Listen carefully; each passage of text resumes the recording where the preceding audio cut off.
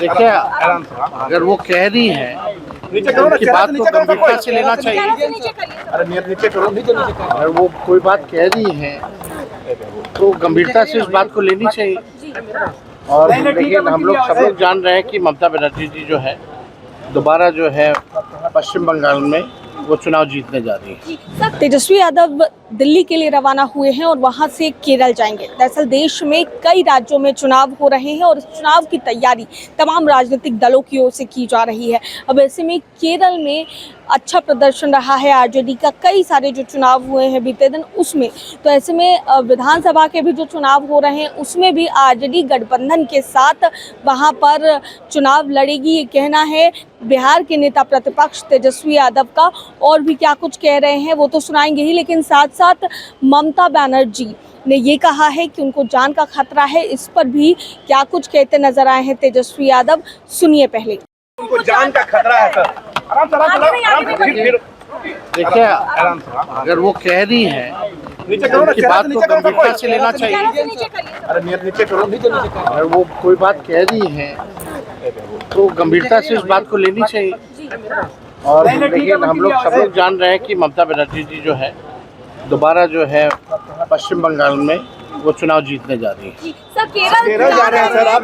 केरल में एलडीएफ के साथ हम लोगों का 3 सीटों पर समझौता हुआ है। 3 दिवसीय प्रचार का कार्यक्रम है। केरल के बाद झारखंड में भी एक कार्यक्रम है, वहाँ भी जाना है। सर मुख्यमंत्री ठीक है, चलो हो गया ना।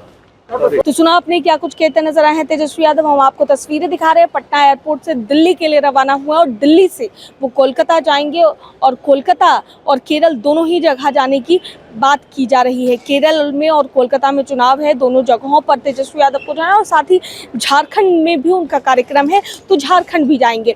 लेकिन केरल में चुनाव लड़ रही है पार्टी और वहाँ पर जो क्षेत्रीय पार्टी है उसके साथ तेजस्वी यादव की पार्टी आरजेडी का गठबंधन होना है, तो दिल्ली से वो केरल के लिए रवाना होंगे। इन तमाम चीज़ों पर स्ट्रैटेजी प्लान की जाएगा और इसके लिए ही तेजस्वी यादव अभी दिल्ली के लिए रवाना हुए हैं।